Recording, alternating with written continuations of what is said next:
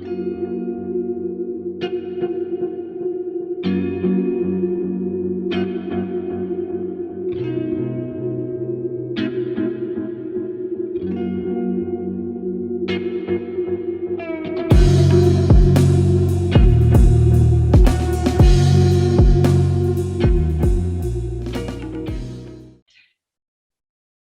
esto que hemos denominado Camino 2022, conversaciones sobre el proceso electoral costarricense. ¿Verdad? Una iniciativa que surge desde la Escuela de Filosofía de la Universidad Nacional de Costa Rica, con la cual pretendemos conversar con la mayor cantidad, o todos y todas, si así lo aceptaran, de las personas candidatas a la presidencia de la República. Hoy nos acompaña John Vega, candidato a la presidencia por parte del Partido de los Trabajadores, el PT, conocido popularmente. ¿Cómo te encuentras, John?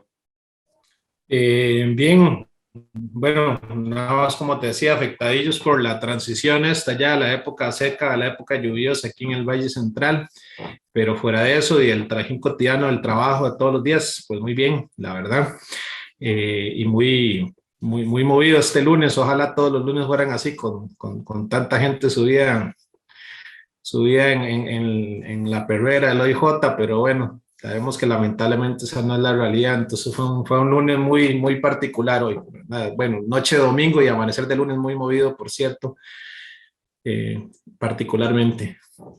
Sí. Una semana que inicia movida y promete seguir movida, ¿verdad? Según lo que la víspera nos avisa.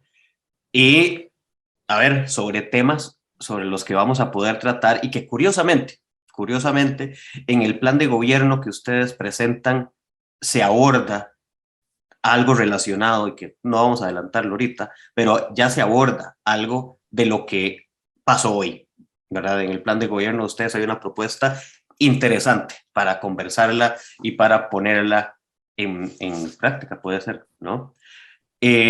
John, empecemos, ¿verdad? Una pregunta que ya hemos hecho en las entrevistas previas, ¿verdad? Y es sobre todo, ¿qué motiva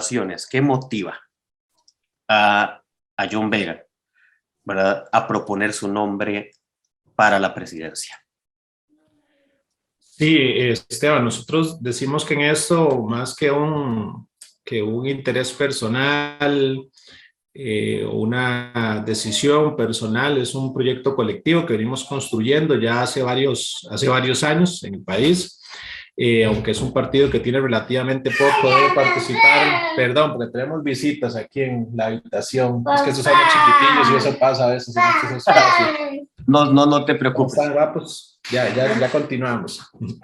No te preocupes, no hay ningún problema. Hola, mi amor, venga, salude, aquí salude, no importa. Entonces, si pasó en CNN, no va a pasar aquí también, ¿verdad? No va a pasar aquí en Tiquicia. Di chao, diga, ya me voy a dormir. Chao, ya me voy a dormir. Chao, que descansen. Sí, ya ahorita apago la luz, me voy para dormir, gracias, chao, buenas noches. Eso pasa a veces. Esos son un par de chiquitines míos. Parte de lo que pasa cuando es primero en vivo y luego en estas modalidades. Correcto. ¿Verdad? Entonces no te preocupes. Sí, no, te decía que esto más que un interés personal o un proyecto individual, es un proyecto colectivo que venimos construyendo ya hace algún tiempo, ¿verdad? Aunque nuestras participaciones electorales han sido relativamente recientes. Es un partido que se viene construyendo en las luchas, primero las luchas estudiantiles, que fue en las que muchos de nosotros, o en mi caso particular, nos formamos, en las luchas sindicales y por tratar de democratizar el sindicalismo en el sector estatal, y muy especialmente en la organización en el sector privado, donde venimos dando una lucha muy fuerte, una lucha muy desigual, pero creemos que hay que darla y que es el objetivo principal del partido, cómo recuperar la organización de ese 80% de la clase trabajadora que hoy está sometida a un régimen de tiranía, es decir, de tiranía con todas las implicaciones políticas, filosóficas que implica, ¿verdad? Es decir, una ausencia total de derechos y donde afiliarte a un sindicato o simplemente negarte a hacer horas extra porque tenés que ir a recoger a tu hijo o a tu hija a la guardería, es motivo que te despidan y te tiren a la calle, ¿verdad? Más o menos esa es la verdadera democracia del día a día de la clase trabajadora. Entonces esas motivaciones nos llevaron justamente a plantearnos la inscripción del partido y a participar del proceso electoral y a plantear que es necesario construir una alternativa a la clase trabajadora, no para disputar necesariamente una elección, sino efectivamente para poder cambiar esa realidad que creemos que no pasa necesariamente por el voto cada 4 años. ¿Verdad? Evidentemente, participando de las elecciones estamos haciendo un llamado a que la gente vote, que apoye a los luchadores, que apoye a los candidatos del PT, pero estamos claros que las grandes transformaciones de la clase trabajadora no se conquistan en una urna, ¿verdad? No caben en una urna electoral y eso es lo que nos demuestra la historia de la humanidad. Los grandes avances se han conquistado a partir de la lucha, la movilización, que es por lo que apuesta el PT. Entonces, vamos a elecciones básicamente para decir esto y plantear que tiene que haber un cambio profundo en nuestra sociedad si queremos realmente atender los problemas que afectan hoy a la inmensa mayoría y que especialmente condenan a esas futuras generaciones, como a esos dos chicos, hijos míos que acaban de entrar, a vivir en un mundo cada vez más decadente y con condiciones que nosotros creemos que hay que acabar y erradicar de raíz. Eso nos motiva a inscribir el Partido de los Trabajadores, a presentar candidatos a diputados en todas las provincias del país y a ir a aprovechar todos los espacios para plantear esta discusión, entendiendo que en nuestro país, aunque hay toda una discusión, ¿no?, de que es una democracia consolidada y que tenemos desde el año 53 de hacer elecciones, nosotros opinamos que es un régimen bastante antidemocrático en términos propiamente inclusive de la participación electoral, ¿verdad? Que aunque ahora por la forma aparecen muchos partidos y eso pareciera un síntoma de la madurez, dicen algunos, de la democracia costarricense, en los hechos el sistema electoral está construido para que 4 o 5 partidos se distribuyan todos y los demás seamos una especie de convidados de piedra, ¿verdad? Es decir, sin condiciones de participación equitativa, y ahora pues podemos hablar un poco más de eso, y en esto pues andamos mientras seguimos trabajando. En mi caso yo soy profesor de secundaria de tiempo completo, ¿verdad? Hoy en la mañana andaba en el colegio trabajando y seguimos trabajando en medio de la campaña electoral porque no hay ningún derecho de participación para los trabajadores y trabajadoras públicos o privados en medio de la campaña electoral, ¿verdad? Más bien te pueden abrir un proceso de sanción por proselitismo político si coincido, por ejemplo, en una entrevista como estas con mi horario de trabajo. Claro. Vamos a ir abordando, bueno, tenemos una hora porque claramente tampoco queremos abusar de tu tiempo y de tu tiempo de descanso y de familia, que es sumamente importante ese tiempo de ocio, ¿verdad? Entonces tampoco queremos abusar mucho de vos. Respecto a esto que mencionabas, yo creo que podemos llevar por acá, porque el plan de gobierno de ustedes presenta un elemento interesante que es básicamente una reformulación del Estado, ¿verdad? Una nueva forma de comprender, ¿verdad? Esto, y que lo que ustedes claramente llaman, ¿verdad? Y que lo mencionan en su plan de gobierno, ¿verdad? Que el elemento estratégico del trabajo, de la lucha de ustedes es realmente por un Estado que sea realmente una democracia, ¿verdad? De productores directos, así como ustedes le llaman textualmente.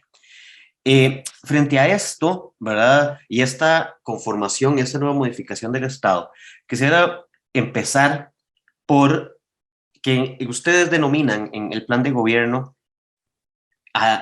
claramente dicen las elecciones son una farsa, y va muy relacionado a esto que estabas mencionando hacia el final. Y me parece interesante acá, ¿verdad? La propuesta y la que hay en torno a la deuda política y a la participación de las personas, ¿verdad?, que quieran proponer su nombre, ya sea del sector público o el sector privado, ¿verdad?, en esos espacios, y además de su tiempo de participación en los medios de comunicación. Entonces, quisiera que te refirieras a ese punto, sobre todo también porque cuando hacen el cuestionamiento del Estado, entre los grupos que mencionan que el Estado ha beneficiado, ¿verdad?, entre los grandes grupos empresariales están los medios de comunicación, que terminan siendo, según lo que ustedes proponen, de los grandes beneficiarios del proceso electoral. Entonces, si empezamos por ahí, John, y ya continuamos con el resto de sus propuestas. Sí, bueno, nosotros creemos que hay un avance muy importante que tengamos espacios como estos a través de las redes sociales, a través de las universidades públicas, aunque te confieso, la experiencia hace 4 años no fue muy positiva con las universidades públicas, nos topamos con barreras muy similares a las que nos encontramos en los grandes medios, aunque tienen la obligación, y ahí sí el tribunal ha legislado en ese sentido, de garantizar espacios de participación equitativos para todos los partidos, pero esa no fue la práctica, por lo menos al inicio de campaña, y tuvimos que batallar mucho en la propia Universidad Nacional, en la UCR, en la que yo me formé, para que se nos diera por lo menos un espacio en el debate político. Acá en el país lo que ha dicho el tribunal es que en espacios televisivos de medios privados, pues básicamente son los medios los que definen a quién invitan y a quién no, y lo único que tienen que hacer es formalmente decir cuáles son los criterios de invitación que están usando. Entonces, normalmente un criterio como el de las encuestas, que además en las últimas elecciones se ha visto también lo imprecisas que resultan. Es decir, si uno toma el criterio de invitación de las últimas 2 encuestas del CIEP, que es una de las más serias que uno podría decir en el país, hay prácticamente un 50% del electorado que no ha definido su voto. Entonces, ¿cuál es el representante de los indecisos en esos debates que ellos están promoviendo? También esas mismas encuestas del CIE fueron muy claras en la elección pasada, que aunque estos espacios nos permiten llegar a públicos importantes, el grueso del electorado sigue definiendo su voto a partir de la televisión, fundamentalmente. Creo que 7 de cada 10 era el dato de hace 4 años que divulgó el CIEP. Definían su voto por quién aparecía o no en la televisión, en los debates, a quienes habían visto en la pantalla, y esos medios deciden a quién le preguntan y a quién no. Es decir, por ejemplo, hoy que estalló este escándalo, nosotros como Partido de los Trabajadores desde la elección pasada venimos denunciando que este modelo de concesión de obra pública, contratación privada, es un modelo profundamente corrupto que debería de acabarse. Y vos ves que en los medios a quienes les preguntan son a los partidos que una y otra vez defienden ese mismo modelo. Es decir, hay un criterio interesado de a quién se pregunta porque se sabe qué va a responder.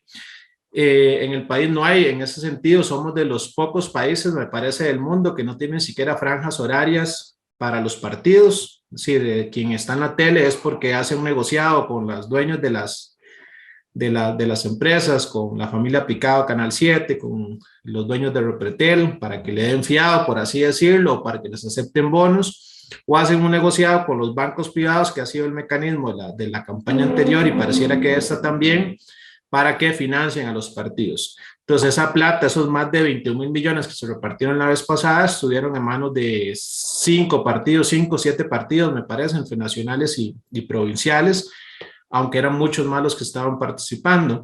Recientemente se aprobó en una comisión legislativa, un proyecto de reforma que a mí me sigue pareciendo también pues bastante antidemocrático, en el sentido que básicamente lo que propone es que no sean los partidos los que contraten con los medios, sino que sea directamente el Tribunal Supremo de Elecciones que contrate con los medios, pero se mantiene el negociado que implica para muchos de estos medios la campaña política. No sé cuántos vieron el spot de 2 de los candidatos, yo vi 2 por encimita ahora en el partido de la CL, ¿no? Bueno, un spot de esos vale, si no baja de 2 millones de pesos, un ratito, es decir, ese minuto que salió uno de los 2 candidatos ahí.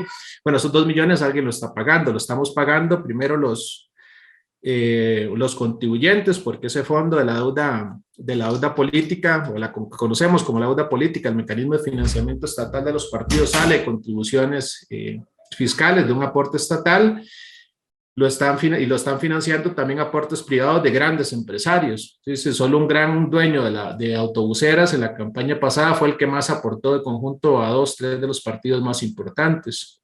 Entonces hay un negociado montado.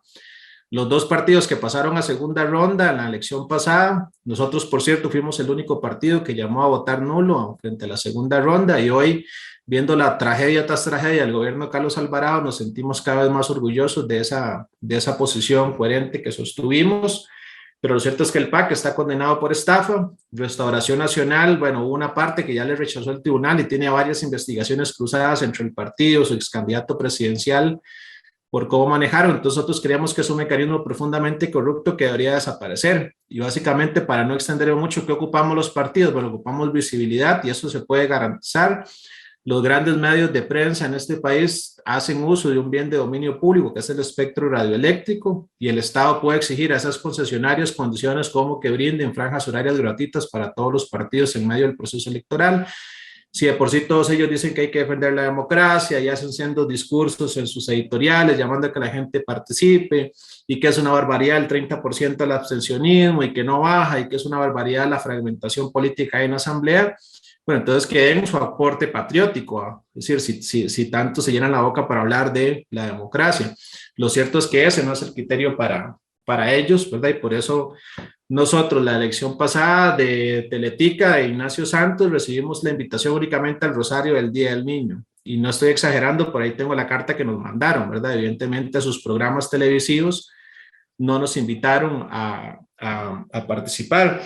Y cuando decimos que es una farsa, este es un primer elemento, ¿verdad? Evidentemente que no todos tenemos las mismas condiciones. Yo uso el ejemplo, no sé, de ahora que están volviendo las fiestas de cumpleaños, ¿verdad? Es decir, como que vos me invites a mí a tu fiesta de cumpleaños y habemos otros 27 invitados, pero y resulta que de esos 27 solamente 4 o 5 pueden servirse un fresco, probar los bocadillos, bailar, los otros tenemos que estar allá sentaditos en una mesa, ¿verdad? Fuera de los focos reflectivos, sin derecho ni siquiera a probar un bocadillo. Bueno, más o menos así está construida el sistema de participación electoral.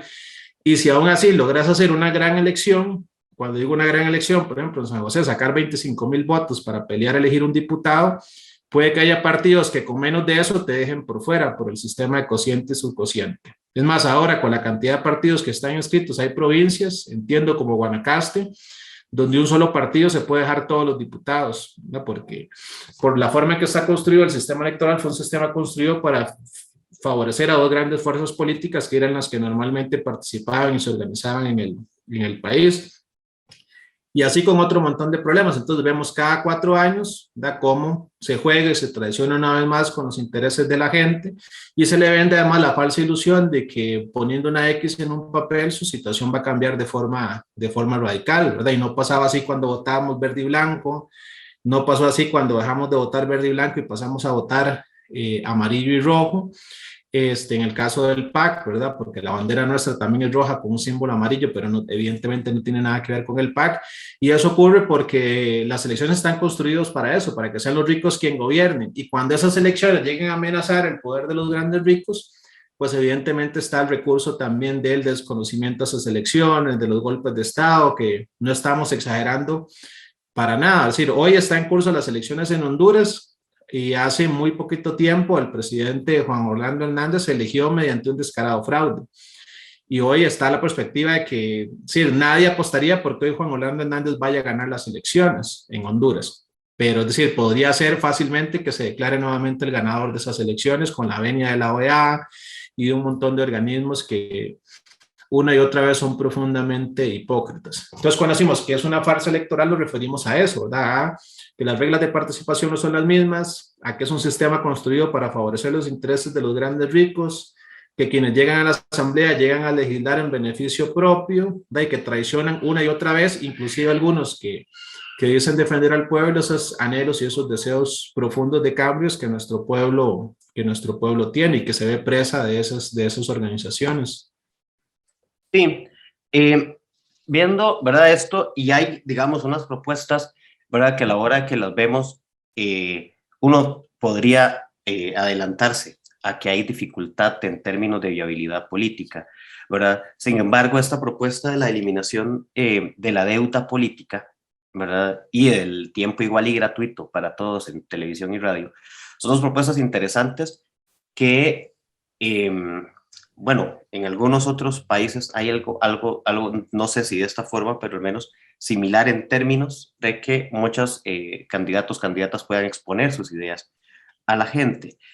Adicional a esto, ¿verdad? Hay otro par de elementos que se presentan que me parece interesante medir, ¿verdad? Porque posiblemente en el plan de gobierno de ustedes es en el único que encontramos, ¿verdad? Una propuesta de ampliar al electorado, ¿verdad? O sea, el derecho al voto para personas nicaragüenses o extranjeras con más de 2 años de trabajar en el país y el derecho al voto a las personas mayores de 15 años. Si profundizáramos un par de esos elementos, sobre todo en un momento que ustedes dicen también que hay un porcentaje amplio, hay una cantidad importante de personas entre los 15 y 18 años que trabajan y que ustedes llaman a que sí, que son maduros para trabajar, deberían ser maduros para participar de los procesos electorales. Entonces, quizá este par de elementos, John, así brevemente, para posteriormente poder conversar sobre cómo es posible construir esto que ustedes llaman los consejos obreros y populares, que también me parece una propuesta interesante que podríamos conversar un poco.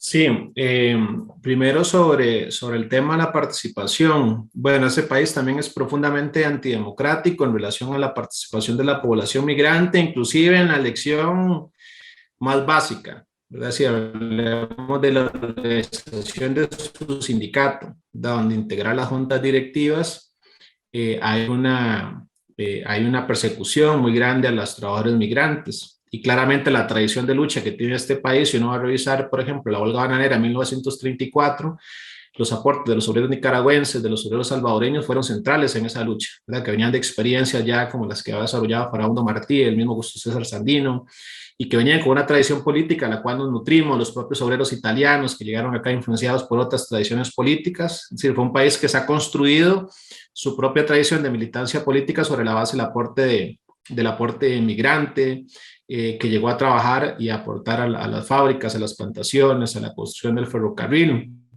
Pero hemos construido un discurso profundamente excluyente. Es decir, yo te digo que yo conozco casos muy concretos, padres de mis estudiantes de secundaria que tienen 20 años de vivir, trabajar en Costa Rica, tienen sus hijos acá, ¿verdad? Tienen, bueno, una de mis estudiantes con 16 años ya, ella, y ellos nunca han podido votar, ¿verdad? Y nunca han podido votar porque la gente quizás no lo sepa, pero lo que llamamos legalizarse, que es un concepto que a mí no me gusta mucho, pero sí, formalizar ese proceso de acreditación, inclusive tener tu cédula de residencia es un proceso muy, muy caro, ¿verdad? Y que además tienes que estar renovando todos los años. Sí, yo no tengo ahorita el dato exacto, pero un compañero obrero de La Piñera que estuvimos acompañando en ese proceso, te estoy hablando de por lo menos tuvimos que juntar en campaña de solidaridad casi 400,000 pesos entre todo el trámite en Nicaragua, el trámite en Costa Rica, el poder viajar, porque muchos de esos trámites tenía que hacerlos acá en el Valle Central, aunque él es de los Chiles. Entonces, uno podría decir, bueno, esa gente se puede legalizar formalmente, sí, hoy existe la posibilidad, sí, pero es una barrera infranqueable para mucha gente. Lo pudimos hacer en un caso y sobre la base de una campaña de solidaridad, de recoger dinero, que es un compañero conocido, dirigente en la zona, que muchas veces ha sido utilizada su condición migrante para intentar expulsarlo, amenazar con expulsarlo del país para que deje de organizar trabajadores en las piñeras. Entonces nosotros creemos que esa profunda injusticia debería de acabarse. Y debería acabarse además porque hay una gran hipocresía. El problema son los migrantes pobres que viven, trabajan y que entregan su sudor. Es decir, acá se acaba de aprobar una ley de nómadas digitales, es decir, que la gente que venga con plata al país donde le damos una serie de facilidades. Y vos no ves ahí ningún discurso ni xenofóbico, ni que se están aprovechando del país, ni qué barbaridad que deberíamos de echarlos a todos, ¿verdad? Más bien hubo una defensa de todos los partidos de la ley de nómadas tecnológicos. Entonces hay una criminalización de la pobreza, del migrante pobre que viene, trabaja acá y cuya situación es aprovechada para profundizar los niveles de explotación en el país. Y los empresarios a esos no les importa, sí, se preocupan por la condición migrante únicamente cuando esos trabajadores deciden organizarse, se afilian a un sindicato, van a una huelga, y ahí sí aparecen 100 policías entre fuerza pública y migración para expulsar a esas personas del territorio nacional. En 20 años nunca aparecieron, mientras no les pagaban aguinaldo, mientras los tenían sin aseguramiento social, pero deciden organizarse y aparecen mágicamente. Y te estoy diciendo no sobre la base de la especulación, sino que esa ha sido la experiencia que hemos tenido nosotros en huelgas piñeras en la zona norte, ¿verdad? Donde llegás y encontrás un operativo de más de 100 policías con perros de la K9, es decir, una cosa realmente despiadada, desproporcionada, actuando todas esas fuerzas políticas. Y creemos que hay que colocar esa necesidad de que esos cientos de miles de trabajadores nicaragüenses que viven en el país puedan votar. Sí, los que viven en zonas fronterizas tienen que pagar impuestos como los pagamos vos y yo, contribuyen de distinta forma a la economía del país y es una profunda injusticia que no puedan votar. Incluso hay países en el mundo donde a nivel de las elecciones de alcaldía, de consejos distritales, pueden participar las personas migrantes y no estamos planteando nada que no pueda existir. Lo mismo ocurre con la juventud y tal vez voy a utilizar un ejemplo que está muy reciente, que fue el de las pruebas FARO. ¿Verdad? Casualmente, a inicios de la semana pasada, tuvimos un conversatorio en la UCR y hablábamos algo de pruebas FARO. Y yo decía, vean, esto que está empezando hoy es una profunda injusticia, ahí está grabado, quedó subida. Sí, yo creo que esas pruebas no deberían de existir, eso es un profundo atropello con los estudiantes y terminada la semana, lamentablemente todo lo que ocurrió nos termina dando la razón, ¿verdad? El atropello que significaba. Bueno, esa gente que va a tener que ir a hacer FARO, que son los estudiantes de 11º año, que tienen 17 años, por cierto, no pueden votar muchos de ellos en la próxima elección. Sí, y es la gente que sufre las decisiones políticas que les afectan directamente. Sí, la gente que va a sufrir los recortes de más de 300.000 millones en el MEP el próximo año no puede votar.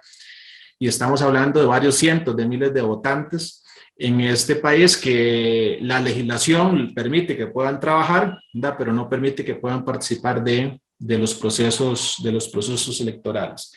Sobre lo otro que me preguntaba de los consejos, nosotros defendemos una democracia plena que no está garantizada hoy día y que también hemos tenido experiencias sobre cómo avanzar. Cuando vamos a una huelga, básicamente, ¿qué hacemos? Sí, nosotros tratamos de que sean los trabajadores con sus propios métodos, sus propias asambleas, quienes definan todo, cómo se organiza esa huelga, cuánto dura, cuánto se depone, si se mantiene o no, si se negocia o no, cuáles acciones son las más importantes que se van a tomar. Y eso es una tradición que viene de décadas de organización de la clase trabajadora.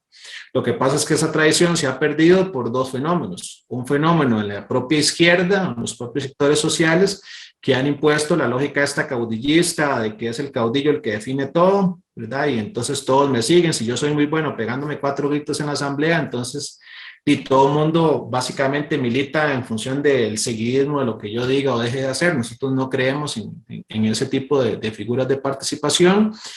Y en la forma de la democracia representativa en un estado de clase como el estado nuestro, ¿verdad? Donde esa democracia sirve mientras garantice los intereses de los ricos, ¿verdad? Mientras cuando los cuestionen, no, para ellos no funciona. Nosotros creemos que hay que avanzar hacia esos mecanismos y hemos tenido experiencias en ese sentido en el país muy importantes, en las luchas más importantes que hemos dado, y hacia eso hay que avanzar. Estamos seguros que sería mucho más eficiente porque además así resolvemos los problemas todos los días. Si una comunidad se organiza, si define cómo se va a invertir el presupuesto, si lo fiscaliza, si se organiza para definir cómo va a garantizar la seguridad, si los trabajadores en una fábrica definen qué se produce, cómo se produce, de qué manera se reparten esas ganancias, eso sería mucho más efectivo que el lastre que arrastramos hoy día con alcaldes que tienen 15, 20 años de reelegirse una y otra vez y lo que están ahí es para beneficiarse a sí mismos, como que ha demostrado el escándalo del día de hoy, ¿verdad? Esa democracia solo sirve a los ricos. Nosotros queremos construir una democracia para la mayoría de la sociedad, que es la clase trabajadora, que hoy está ausente de todas las decisiones y que no está ni siquiera en el centro de las preocupaciones, de las prioridades políticas en el país. Sí, ahorita vamos a volver a este tema, que además por ahí tenemos un par de preguntas en el Facebook relacionadas con esto. Pero antes de entrar ahí, ¿verdad? Hay un tema que me parece aquí interesante que podríamos hablar, y es la referencia a Centroamérica. Esto en un primer punto, ¿verdad? Ustedes mencionan y lo hacen abiertamente en el texto, donde dice que en Centroamérica se han instaurado un sistema de dictaduras y gobiernos autoritarios que amenazan las libertades democráticas de todos los pueblos. Y las dos que mencionan dos, la dictadura de Daniel Ortega y Juan Orlando Hernández. ¿Cuál es la posición del PT de ustedes hacia estos gobiernos latinoamericanos? Primero, porque hay un imaginario inicial, y un imaginario inicial va a decir, a partir de ubicar ideológicamente al Partido de los Trabajadores, en relacionarlo inmediatamente con la política de Ortega. Y aquí ustedes se desmarcan y lo dejan claro. Entonces quisiéramos saber, ¿verdad? Esto en torno a lo que ya han venido hablando sobre la concepción de democracia que tienen. Y adicional a esto, mencionan también gobiernos autoritarios como el Bukele, Giammattei y Carlos Alvarado, ¿verdad? Que también quisiéramos que mencionemos, porque en el ideal que se menciona de Costa Rica como país democrático, que vos mencionabas ahora, no entraría bajo la idea de nadie esto de un gobierno autoritario en esta administración. Entonces, quizás si hablamos de esos dos puntos respecto a Centroamérica y ya pasamos a conversar sobre los acontecimientos de hoy y la posición que ustedes presentan en su plan de gobierno. Sí, nosotros en relación a Centroamérica creemos que primero no hay futuro para nuestros países con la división que nos fue impuesta durante décadas, que es años, siglos, podría decir, a propósito del proceso independentista y de varias de las derrotas que sufrieron los distintos procesos de reunificación de la región. Somos países muy chiquititos, ¿verdad? Que aislados cada uno por su cuenta, lo que somos es presa de gobiernos profundamente despreciables como los que mencionamos ahí en el programa y que hemos venido combatiendo. Entonces la unidad centroamericana es fundamental para poder vencer. Cuando esa unidad centroamericana ha avanzado, hemos logrado tumbar dictaduras como la de Somoza, una de las dictaduras más largas en la historia de la humanidad, de la familia Somoza, es decir, una dinastía que fue tumbada de manera heroica por un pueblo que solo no iba a lograr eso. Es decir, el proceso de resistencia a la dictadura de Somoza fue un proceso centroamericano y latinoamericano. Ahí hubo costarricenses peleando, hubo salvadoreños luchando contra esa dictadura. Acá se organizaban campañas de recolección de medicamentos, de dinero para mandar y para triunfar, ¿no? Pero una vez que se triunfó, y nosotros creemos que de ahí se empezó a construir esa gran tragedia que hoy representa Daniel Ortega, muchas de las banderas por las que se luchaban desde el día 20 de julio, es decir, después de pasada la insurrección y la toma del poder del Frente Sandinista, empezó casi que de inmediato a desmontarse, ¿verdad? Muchas de esas brigadas que combatieron ahí fueron expulsadas de Nicaragua porque empezaron a plantear que había que organizar consejos obreros para la reforma agraria, que había que garantizar, por ejemplo, que las fábricas las pasaran a controlar directamente los trabajadores, es decir, que había que avanzar hacia el socialismo y había que plantearse cómo ese proceso se podía poner en la perspectiva centroamericana. Y esa primera derrota histórica fue fueron cientos de activistas, de los mejores de los activistas que combatieron ahí, que fueron expulsados, que fueron mandados presos, que fueron entregados al gobierno, a los distintos gobiernos centroamericanos, ¿verdad? Después de que se entregaron, que pusieron su vida en juego para combatir esa dictadura. Y aún así, es decir, producto de la insurrección, Nicaragua logró tener avances que solo se explican sobre la base de una revolución, es decir, como se explicaron los avances en su momento de la Rusia posterior a 1917, es decir, vos no puedes entender cómo un país con el 80% de campesinos, 78% analfabetos logró hacer conquistas que muchos sectores de la humanidad todavía no han conocido después de siglos enteros de dominio capitalista. Lamentablemente se impuso ahí una conducción, básicamente lo que se conocía por aquellos años popularmente como la conducción de ciertos bandos, ciertos sectores, ¿verdad? Claramente la familia Ortega lideraba uno de estos. Fueron tirando por la borda a cada uno de estos comandantes muchas de las reivindicaciones del pueblo nicaragüense, traicionaron pues esos anhelos de cambio. Y hoy Ortega lo que refleja es que esa historia lamentablemente se repite como tragedia y que tiene un impacto muy nefasto para el pueblo nicaragüense y el pueblo centroamericano. Nosotros también, hay que decir, nos sentimos muy orgullosos cuando estalló la más reciente insurrección de abril del 2018, acabábamos de salir de elecciones en el país. Y desde el día 1, 20 de abril, estuvimos ahí en la embajada nicaragüense apoyando al pueblo nicaragüense. Es decir, no lo hacemos ahora de pose para parecer como grandes demócratas, ¿verdad? Que son antiorteguistas en los días de elecciones, ¿verdad? Pero en los días de fiestas iban allá a tomarse el flor de caña y acelerar en nombre de una revolución que no existe más en Nicaragua, como no la existe en Cuba tampoco, creemos nosotros hoy día. Y por eso apoyamos esa movilización, porque creemos que los estados, los gobiernos, cuando oprimen a su pueblo, cuando gobiernan para una minoría que se ha enriquecido, como la familia Ortega, pero como otros grandes grupos empresariales que se siguen beneficiando en Nicaragua las políticas de Ortega, hay que combatirlo. Y cuando la gente sale a movilizarse, aún con todas las confusiones que pueda tener, hay que apoyar de manera decidida, es decir, no se puede estar. Ya que hubo muchos grupos que le dieron la espalda, que decían que había violencia de ambos bandos, que condenaban la violencia en abstracto, y nosotros estuvimos en solitarios acompañando esa lucha, es decir, recogiendo víveres, recogiendo dinero para poder traer gente que estaba corriendo peligro su vida allá en Nicaragua. Hoy, después de 4 años, es muy fácil decir y condenar a Ortega, ¿verdad? Pero cuando la cosa apretaba, cuando la gente más ocupaba la solidaridad, cuando realmente estaba planteada las posibilidades de que ese gobierno cayera, julio del 2018 estuvo a punto de caer Daniel Ortega. Y mucha gente prefirió mirar para otro lado. Ahora es muy sencillo, ¿verdad? Es decir, rasgarse las vestiduras, presentarse como demócratas. Lo mismo está ocurriendo hoy en Cuba, es decir, hoy hubo un intento de movilización muy importante en Cuba.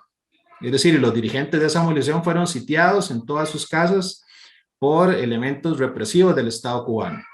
Entonces, sí, nosotros creemos que ese pueblo tiene derecho a movilizarse y acompañamos el derecho del pueblo cubano a movilizarse, que se moviliza por lo mismo que se moviliza en Colombia, por el costo de vida, por el tema del manejo de la pandemia, por una serie de problemas. Entonces, efectivamente hay una confusión porque es cierto, hay un sector de la izquierda que reivindica a estos gobiernos como sus gobiernos amigos, como sus gobiernos aliados, pero nosotros creemos que nuestros verdaderos aliados son los pueblos y la gente que lucha, ¿verdad? Y que lucha contra esos gobiernos que hoy, lamentablemente, más allá de la nostalgia que pueden representar para algunos, no representan ningún cambio ni ninguna transformación sustancial. Ellos mismos fueron enterrando una a una cada una de esas conquistas. Y a lo que me preguntaba del caso de Costa Rica, yo creo que hay profundas evidencias del carácter autoritario de este gobierno. Si hablamos desde mi sector de educación, aquí decidieron mandar más de 1 mes y medio para la casa a los estudiantes y lo decidieron por la incapacidad de este gobierno. Sí, Giselle Cruz tuvo que haber sido hace muchísimo rato, hace muchísimo tiempo. Lo que pasa es que hay una serie de problemas acumulados y bueno, esta última crisis ya no tenían probablemente cómo sostenerla y en medio de las elecciones, ¿verdad? En medio que están tratando de dejar de minarle un poco el terreno a su candidato o al candidato de su partido. Y aquí no pasó nada, es decir, los colegios privados siguieron funcionando. Es decir, después de 1 mes y medio no se les solucionó a los más de 300,000 la conexión a Internet. Y no hemos solucionado ninguno de los problemas de exclusión educativa, es decir, simplemente decretaron un apagón educativo que llama el Estado de la Educación de manera arbitraria, sin preguntarle a los estudiantes, sin preguntarle a las organizaciones sindicales. Sí, eso es una medida profundamente autoritaria. Lo que hicieron con la ley antihuelgas en este país fue enterrar el derecho de huelga, porque, es decir, ahora indistintamente si tu huelga es legal o no, desde el día 1 el patrón está facultado a rebajarte el salario. Y los trabajadores dependemos de nuestro salario. Es decir, yo desde el día 1 que voy a huelga, a mí de nada me sirve que en 6 meses, ¿sí? Todavía hoy día no han salido, por ejemplo, muchas sentencias de la huelga del 2018 y muchas quedaron sin resolverse. A mí de qué me sirve 6 meses después un tribunal me diga que la huelga nuestra contra FARO, por decirlo de alguna manera, que si éramos hoy en el magisterio, apoyar a los estudiantes y decretar una huelga para que no se aplique FARO en diciembre a los estudiantes de secundaria. Bueno, del día 1 nos quedamos sin salario y yo tengo que darle de comer a mis hijos, tengo que pagar, y aunque después se me diga que esa huelga es legal, es un mecanismo, en los hechos es un mecanismo represivo. Una huelga que prohíbe que los trabajadores, por ejemplo, bloqueen carreteras. Entonces está bien, vayan, hagan huelga, pero no afecten la producción, es decir, básicamente no le estorben a los grandes grupos exportadores en este país, que son los que se ven afectados por los bloqueos de carretera. Y es hasta un motivo de disolución de los sindicatos. Entonces, si hay un viraje autoritario muy grande, que no tiene que ver con el problema exclusivamente sanitario, como este discurso yo no lo comparto mucho de más conspiranoico, la dictadura sanitaria, pero lo cierto es que este gobierno toma medidas que nos empujan hacia eso de manera muy acelerada, ¿verdad? Te citaba 2 ejemplos, todas las políticas educativas que se han implementado, y por eso yo creo que Giselle Cruz tuvo que haberse ido desde hace muchísimo tiempo más, y lamentablemente muchos sectores no tuvieron la valentía que sí tuvieron algunos muchachos en el 2019 para sacar a Edgar Mora. Lo que han hecho con los derechos laborales, con la ley antihuelgas, lo que están haciendo con la ley de empleo público, básicamente creando un superministerio que es el Mideplan para que defina toda la política salarial de todos los sectores que hoy tienen autonomías y que son autonomías que están por la Constitución política. Entonces, yo en mis clases de educación ciudadana les enseño a mis estudiantes que se supone que nadie está por encima de la Constitución política. Bueno, si hay alguien que está por encima, que fue Oscar Arias, porque se pudo reelegir, aunque la Constitución no permite la reelección, y en caso de que Figueres se reelija, pues probablemente será el segundo.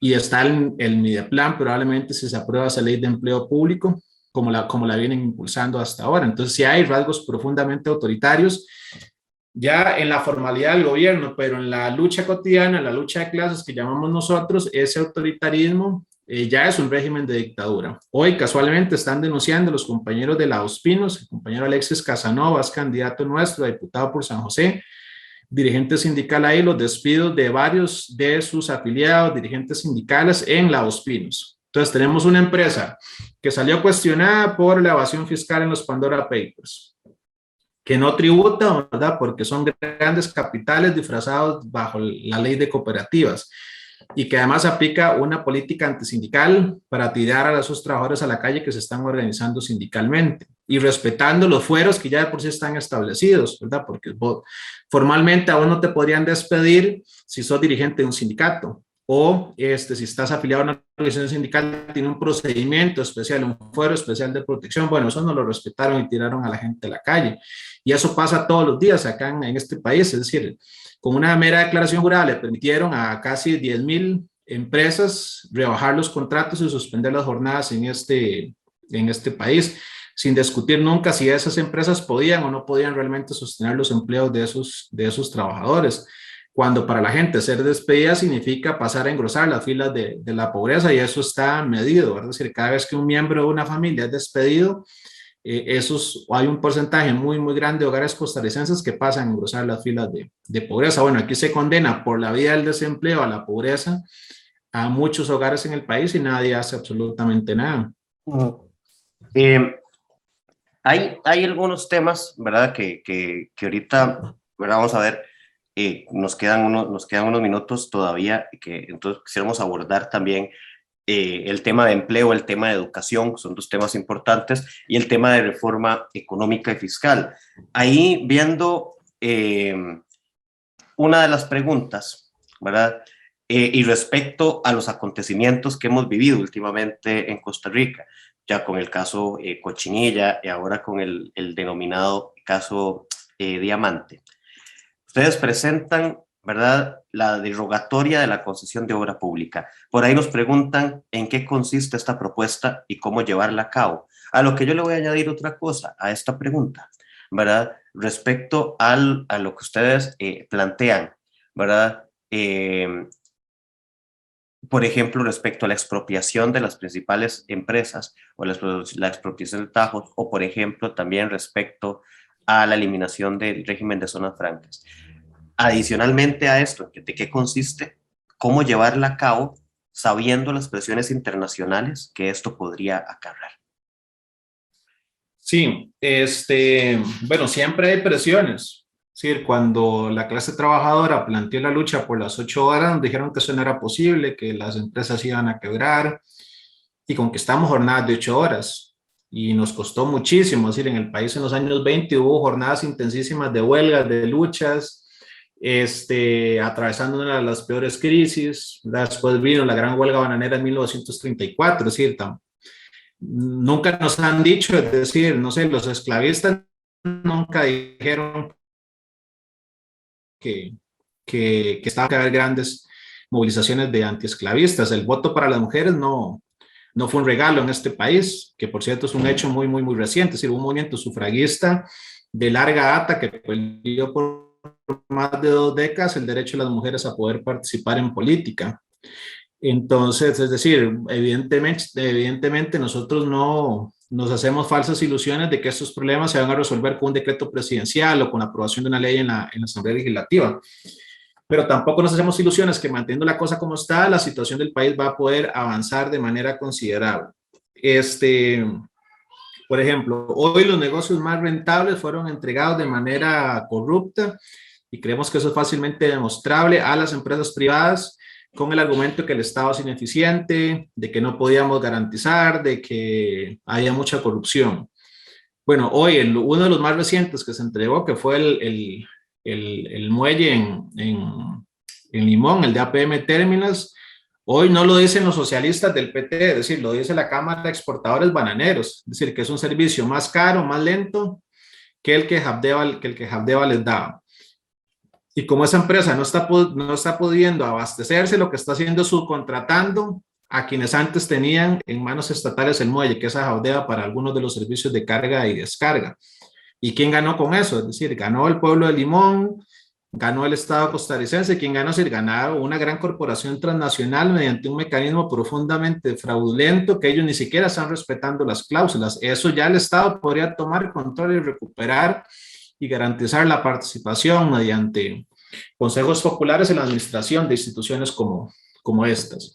Lo mismo decir, todos los escándalos de corrupción en este país en los últimos años han estado asociados con grandes negociados con el Estado. Entonces, por un lado se ha construido el relato de que hay que desmantelar el Estado, que el Estado no sirve, pero y lo que vemos son a 2, 3 grandes constructoras llenándose los bolsillos, repartiendo plata diestra y siniestra, comprando conciencias de alcaldes, financiando partidos, financiando a funcionarios públicos también, evidentemente, que son parte dentro de las instituciones de esos grandes negociados. Lo lógico para nosotros sería acabar con esa fuente de corrupción. Es decir, eso es cuando alguien tiene una muy lamentable enfermedad terminal y se ataca de raíz ese problema. Si no se resuelve recetando analgésicos o recetando acetaminofén, que es lo que una y otra vez se repite cuando crean una comisión legislativa, cuando van a hablar de que, bueno, busquemos mejor transparentar más la contratación de obra pública. No, ese mecanismo no sirve. Es decir, ¿cuántas décadas más vamos a seguir atados y seguir entregando esos grandes negocios a esos grandes capitalistas que se llenan los bolsillos? Es decir, Meco y H. Solís no amasaron su fortuna de un día para otro, ni lo hicieron con el sudor de la frente, ni son ejemplos del gran sacrificio empresarial. Sí, son ejemplos del saqueo al que este país ha sido sometido por décadas. Y usted o para el saqueo o seguiríamos siendo esclavos en nuestro propio país. No hay, es decir, no hay punto medio. No sé cuánto vayan a durar esos 6 alcaldes presos. Así, aquí metimos presos a 2 expresidentes y más bien uno tiene demandado al Estado costarricense por violación a sus derechos fundamentales, dice él. Del caso del cementazo, creo que no hay ni uno solo ahorita preso y recién anunciaron la apertura a juicio para Juan Carlos Bolaños. Hay una defensora de los habitantes, ¿verdad?, que fue pescada evadiendo al fisco, que embarró en toda una trama complicadísima a una humilde costurera de San Carlos y mediante 1001 tretas no ha ido. Es decir, a toda esa gente hay que expropiarle sus negocios o vamos a seguir consintiendo el robo y el saqueo que han venido haciendo por años. Es decir, a mí que me digan que el patrimonio hoy, que esas vagonetas le pertenecen a Meco, no, nos pertenecen a todos los que nos han robado. Y estamos dejando que saquen esas vagonetas, que se las lleven a Nicaragua, que se las lleven a Panamá, que dejen las obras tiradas, que desvíen los fondos hacia cuentas fantasmas en Bahamas o en quién sabe qué otro país del mundo. Y es decir, eso es una barbaridad. Y eso no debería seguir pasando. Y así podemos seguir haciendo una lista. Es decir, hoy, por ejemplo, el Estado costarricense, la Ley Nacional de Emergencias, faculta para que el Estado, en medio del estado de pandemia, hubiese tomado control de los hospitales privados. Y no, eso no se hizo. Es decir, ¿cuál ha sido el aporte de la seguridad privada a este país, a la principal tragedia de salud que Costa Rica ha tenido en 100 años? Venderle camas a la Caja del Seguro Social, vendérselas. No prestárselas, no decir dárselas fiadas, es vendérselas contra factura. Eso fue lo que hicieron. ¿Y quiénes son los dueños de los hospitales? ¿Quiénes son los dueños de la Católica, la Bíblica, los grandes grupos empresariales, las 16 grandes familias que sí, que representan esa gran casta política que ha dirigido Costa Rica desde siglos, es decir, no de ahora? Y alguien diría, bueno, pero hay que respetar porque esos empresarios pusieron todo el riesgo. No, se han enriquecido haciendo negocios con el Estado. No fue eso la concesión de los EBAIS. No fueron eso las ventas fraudulentas de equipo médico en los escándalos de corrupción a inicios de los años 2000. No se siguen beneficiando de que la caja, sí, la hemos arruinado por dentro y dura décadas para poder atender consultas, entonces resolvemos esas consultas contratando servicios privados con esos hospitales. Hoy, por ejemplo, se está cerrando SEACO y se están tirando a mucha la gente que se contrató en medio de la pandemia a la calle y tenemos una crisis de salud en el país que no solo es la pandemia. Todo lo que se dejó de atender en salud bucodental, en salud sexual y reproductiva, en enfermedades crónicas, todo eso se dejó de atender en medio de la pandemia.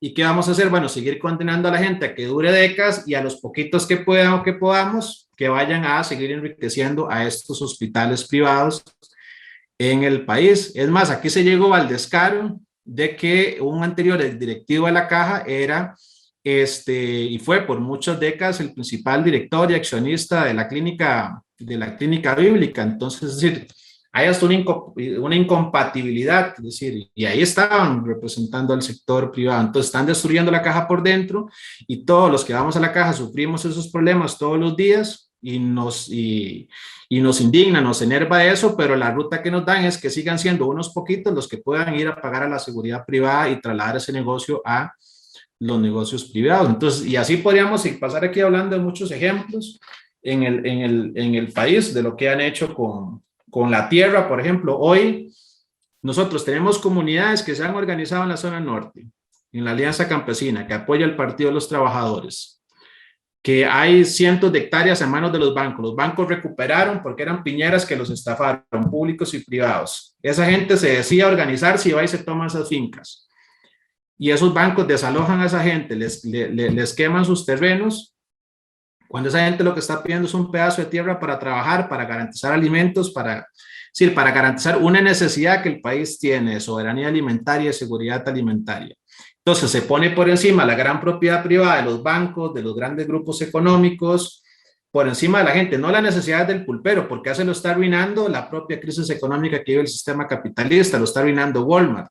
No al pequeño campesino, porque se lo está arruinando el libre comercio, la competencia desigual con la importación de productos extranjeros a partir del TLC. Si estamos hablando de esa gran propiedad, esos grandes medios de producción, decimos nosotros, que hoy lo que sirven es para amasar grandes fortunas. Y cierro con esto, las zonas francas crecieron al 16% en el país. Entre todos los beneficios se ha calculado que podría representar cerca del 6% del Producto Interno Bruto, entre las exoneraciones fiscales y otra serie de privilegios que tienen. Y no aportaron un 5% en medio de la pandemia, aunque siguieron creciendo al 16%. Y aunque no lo decimos nosotros, la propia OCDE, el propio G20 ha planteado que tiene que haber una base mínima de contribución para las grandes corporaciones en el mundo para que no utilicen esos mecanismos de enriquecimiento que están teniendo. Y aquí en el país la gente se escandaliza porque se plantea que esas empresas deberían de pagar impuestos. Y sí, representan un sector importante en la que trabaja el país, por supuesto, que representan, pero también el país tiene profundas necesidades y esas empresas se han beneficiado, por ejemplo, de la gente que formamos en los colegios técnicos. Y aporto más yo a financiar el sistema educativo siendo profesor porque me rebajan el impuesto de renta que una gran empresa de zonas francas que contrata a mis estudiantes que salen del colegio hablando 3 idiomas con 18 años, ganando un salario que cuando usted tiene 18 años puede parecer una fortuna, ¿verdad? Pero cuando usted decide conformar una familia con 2 hijos pagando una hipoteca, se da cuenta que eso no alcanza, ¿verdad? Entonces juegan con las necesidades de nuestra propia gente y nos chantajean una y otra vez. Nosotros no aceptamos el chantaje como método de definición política. Sí, definimos nuestra política a partir de las necesidades que tenemos como pueblo, como país, como clase trabajadora, y a partir de ahí vamos a empujar esos cambios, ¿verdad? Si aceptamos el chantaje como método, y aquí no podríamos hacer nada, si no podemos parar a las piñeras, no podemos parar a Walmart, no podemos parar a la estafa de los grandes bancos, y básicamente tenemos que esperar viendo ante un televisor a ver si algún día Johnny Araya y todo su séquito van presos, que básicamente es lo único que nos ofrecen como lo posible, y ya el resultado de esa trama lo conocemos una y otra vez, que no es esa, ¿verdad? Porque la cárcel no se construyó para que, si de esos 1.200 y resto de espacios que se habilitaron hoy, ninguno de ellos va a ser para Johnny Araya, ni para ni el alcalde Redondo, cualquiera de estos señores. Hay un par de elementos acá, antes de pasar a otra de las preguntas que vienen respecto al tema del empleo. Y luego, ¿verdad? Tal vez eso, para hablar un poquito sobre el tema del empleo, educación. Como hablábamos fuera de cámaras, está difícil lograr abarcarlo todo en solo una hora, pero quedan varios elementos por ahí en todo lo que mencionas y por eso he tratado de no interrumpirte, ¿verdad? Porque hay mucho de qué hablar. Pero hoy toca 2 elementos y tal vez así muy puntuales antes de pasar al tema de empleo. Suspensión inmediata del pago de la deuda pública, ¿verdad? O sea, el tema del manejo de la deuda, una deuda se ha venido acumulando, ustedes lo mencionan, lo explican desde los 80, se ha vuelto impagable, incluso está la regla fiscal que hace que el Estado deje de invertir en ciertos programas sociales para poder garantizar el pago de la deuda. Bueno, y ustedes proponen una propuesta que para muchas personas sería muy radical, que es decir, no pagamos más, ¿verdad? Entonces quisiera que mencionáramos un poco esto, porque si bien es cierto, vos mencionas que las presiones siempre van a existir, es claro que siempre van a existir, ¿verdad? Pero los bloqueos también tendrían efectos muy fuertes, ¿verdad? Y entonces, ¿cómo llevar a cabo una medida de este tipo, ¿verdad? Que pueda llegar a garantizar, ¿verdad? Que la población costarricense no sufra, ¿verdad? Los impactos que podría sufrir, por ejemplo, un bloqueo económico en caso de decir no pagamos. Y lo otro, que me parece sumamente importante, la renta básica. ¿En qué consiste esta idea de la renta básica y de dónde saldrían los fondos para poder hacer frente a esto? Que además ustedes explican unas cuestiones interesantes que incluso podrían después o en otro espacio poder también conversarlas, presentes en la propuesta de Van Parijs, ¿verdad? Este economista belga, que presenta una propuesta interesante sobre renta básica también, en términos muy similares a esto que ustedes ponen por ahí. Sí, primero con el tema de la deuda. Nosotros, el tema de la suspensión o el no pago está acompañado de una reivindicación democrática que es la auditoría de la deuda. Porque efectivamente nosotros creemos que esa auditoría va a demostrar el chantaje al que hemos sido sometidos durante mucho tiempo, el negociado corrupto que hay y cómo hay una especie de círculo vicioso donde tenemos grandes empresas que no pagan impuestos, que compran después bonos de la deuda interna, casi un tercio de eso está en manos del sistema bancario nacional, público y privado, y que entonces nos someten a un ritmo perverso sobre el cual el país no tiene salida, ¿verdad? Es decir, no pagan los impuestos que deberían de pagar, tienen leyes especiales, algunos para no pagar impuestos, y los que les toca hacer usan muchas triquiñuelas muy conocidas ya, como lo que se denunció a partir de los papeles de Panamá o los papeles de Pandora recientemente, pero ese es el día a día de la evasión y la elusión fiscal. El segundo problema es que esa deuda no la adquirimos vos o yo. Es decir, si vos me decís a mí, si estuviéramos ahorita presente y yo ocupo, no sé, 1,000 pesos para poder devolverme a mi casa y te digo, mira, Esteban, me puedes prestar 1,000 y vos me lo prestás, estamos haciendo un acuerdo directo vos y yo, ¿verdad? El tema es que los gobiernos que negocian eso no somos ni vos ni yo, y lo hacen sobre la base de sostener la gran evasión fiscal en el país, de no cobrarles impuestos a los grandes ricos y de financiarse sus propios negocios corruptos con esa plata. Es decir, entonces nos están robando por todos lados, ¿verdad? Entonces no es un acuerdo directo entre vos y yo, es decir, es un negociado que se vale de muchos mecanismos. Por ejemplo, uno de ellos es la calificación de la deuda. Entonces, dependiendo de esos grandes bancos internacionales, te prestan a vos dependiendo de la calificación que tienes. Pero resulta que las dos grandes calificadoras de la deuda ya han tenido denuncias en Estados Unidos por inflar o por maquillar los estados financieros del sistema bancario estadounidense. Es decir, los dos grandes bancos en el 2008, es decir, los dos grandes bancos en Estados Unidos, ¿verdad? Así no, estamos hablando del préstamo personal que vos me hiciste, quedaron en la quiebra por la especulación financiera y condujeron al mundo y a la economía de los Estados Unidos a una de las crisis más severas que el mundo ha vivido. Es decir, hacia eso es a lo que vamos, ¿verdad? Es decir, porque el país no puede soportar esos niveles de endeudamiento ya cercanos al 70% de la producción interna bruta. Es decir, no hay forma que se sostenga. Entonces, la perspectiva que a mucha gente le asusta y que a mí particularmente también me asusta es una voracidad de la deuda sobre la soberanía del país y que el país no pueda garantizar las cosas básicas y elementales que hoy no podemos garantizar. ¿Por qué estamos recortando 300,000 millones en educación?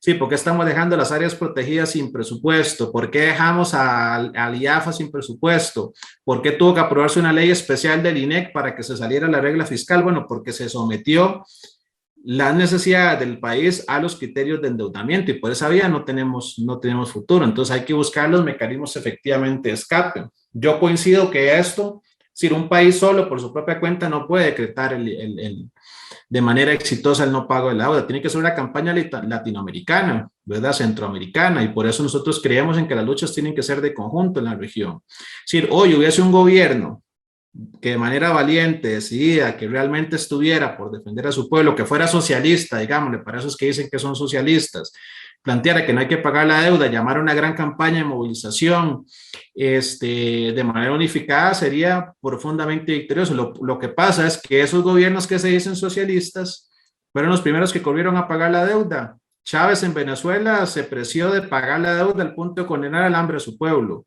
Ecuador celebró para seguir pagando la deuda pública. Daniel Ortega le siguen prestando plata, el Banco Centroamericano, el BID, le siguen prestando y le siguen soltando y soltando la plata y jamás dice que no, ¿verdad? Y está por seguir manteniendo ese negociado. Ayer fueron las elecciones en Argentina y Alberto Fernández, que para mucha gente puede ser un partido de izquierda, lo primero que dijo es, no importa lo que haya pasado, tenemos que ver cómo hacemos un plan para pagar la deuda argentina, aunque la gente se muera de hambre. Y esa lamentablemente es la realidad en Latinoamérica. No hay forma de pagar esa deuda. Es decir, si no es sobre la base de grandes sacrificios que ya estamos haciendo y que vamos a seguir haciendo en el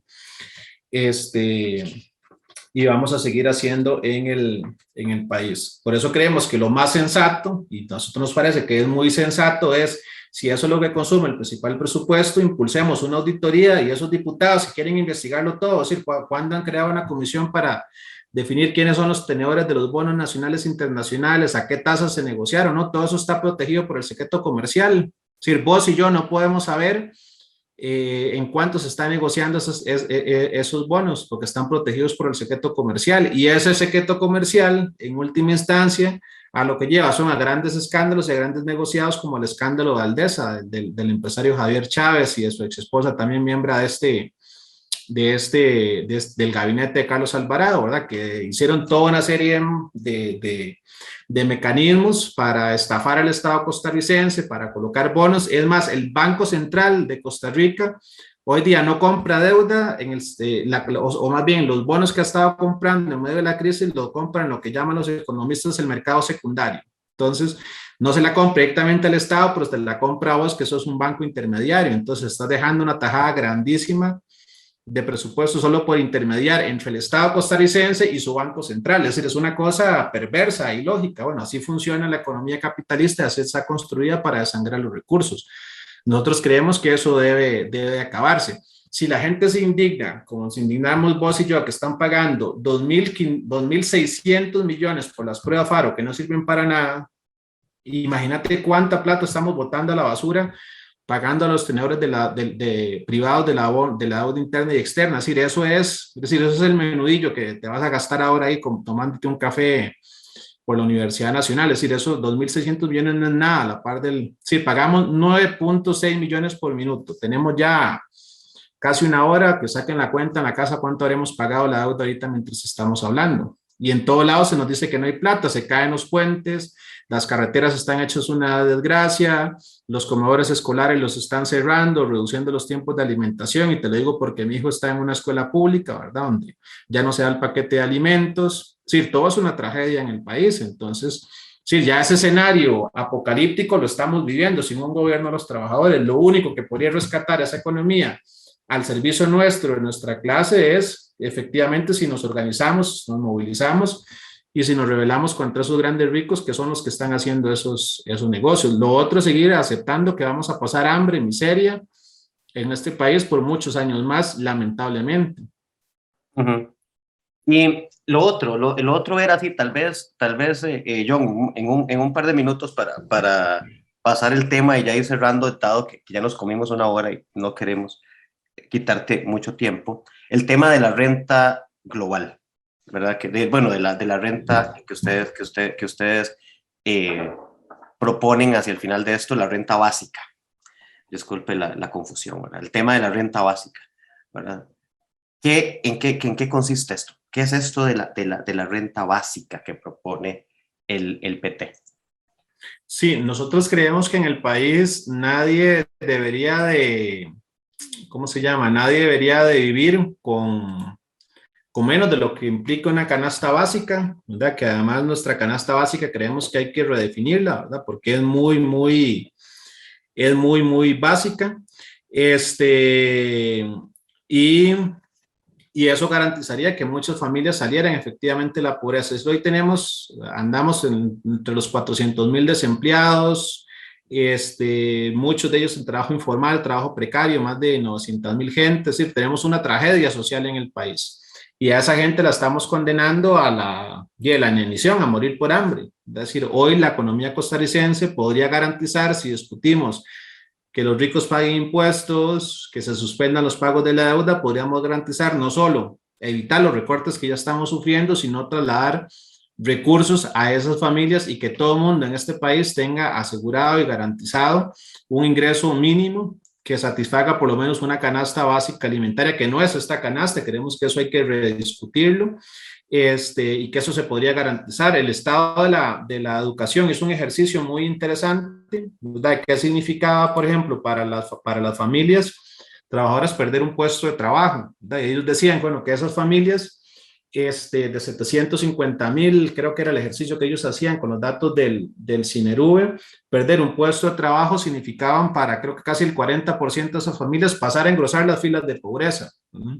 Pero que si se lograba sostener un ingreso mínimo de 125,000 colones, para usar el ejemplo más reciente, que fue el del bono proteger, que yo creo que eso está muy por debajo de una canasta básica que las familias necesitarían hoy. Bueno, una cuarta parte de esos hogares, el 25%, volvían a salir nuevamente de la pobreza. Es decir, eso está medido en el país, lo que significaría mejorar ese ingreso. Y todo el mundo habla que hay que combatir la pobreza.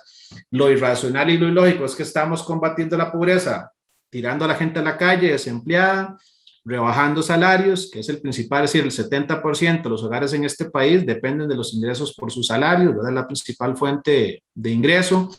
Estamos combatiendo la pobreza, desfinanciando las instituciones que garantizan ciertos servicios a los cuales la población tiene que tener acceso: salud, educación, por citar dos ejemplos. Entonces, en los hechos no se está combatiendo la pobreza, se está profundizando y radicalizando, y esas más de 700,000 personas entre pobres y pobres extremos más bien van a seguir aumentando en el país. Entonces, tenemos que avanzar hacia ese mecanismo en el país si queremos realmente combatir la pobreza. Lo demás es seguir echando agua sobre un canasto roto y seguir condenando a que la gente hoy se muera por hambre en el país y que siga engrosando, y que ese odioso 20% histórico de pobreza ya por muchas décadas en Costa Rica se siga manteniendo y no baje, porque no estamos haciendo nada para que bajen los hechos. Más bien se está recortando lo poco que podía significar algún grado de compensación social con todo este discurso de que hay que venderlo y que hay que privatizarlo todo. Sí, respecto a esto que planteas, hay una consulta acá en el chat, en Facebook, respecto al tema del trabajo, el fortalecimiento del trabajo en el sector público. Nos menciona que, ¿verdad?, que se habla de la eliminación de las formas de las zonas francas, ¿verdad?, y la tercerización. Y nos preguntan por acá, ¿verdad?, que cómo se atenderían las necesidades de los trabajadores del sector privado. Preguntan, ¿solo el Estado podría cubrir la demanda laboral de todo el país? Me gustaría saber cuáles son las propuestas concretamente para proteger a los trabajadores del sector privado que ahorita no pueden optar por un puesto como funcionario público, y sobre todo cómo se atenderían las necesidades laborales de los trabajadores independientes, informales, dueños de pequeñas empresas, pymes, que ahora mencionabas. Y adicionalmente, entonces, podríamos añadir acá, ¿cuál sería la participación o cómo se entendería desde el Partido de los Trabajadores la participación del sector privado en estos términos? ¿Sería el Estado el que debería de ser el único empleador? ¿Cuál es la participación de los grupos privados, verdad? Y también, para relacionarlo con otro y tal vez ir cerrando y adelantando un poquito, en términos de servicios también, ¿debería existir o no debería existir la participación privada en servicios esenciales como salud y educación? Sí, tal vez primero lo que me preguntabas del sector privado, porque nosotros más bien nuestras luchas más, sí, yo soy trabajador del sector público, soy parte de un sindicato, soy dirigente sindical y me siento muy orgulloso de eso, pero los esfuerzos más importantes que el Partido de los Trabajadores ha hecho ha sido primero por democratizar los sindicatos del sector público. Es decir, que es cierto, tenemos décadas con los mismos dirigentes, los mismos grupos al frente, beneficiándose hasta personalmente, y eso tiene que acabarse y nosotros nos sentimos muy orgullosos de ser una organización que ha venido luchando por eso y nos hemos tenido que comer mil y unas broncas, demandas, amenazas de todo tipo dentro del propio sindicalismo estatal.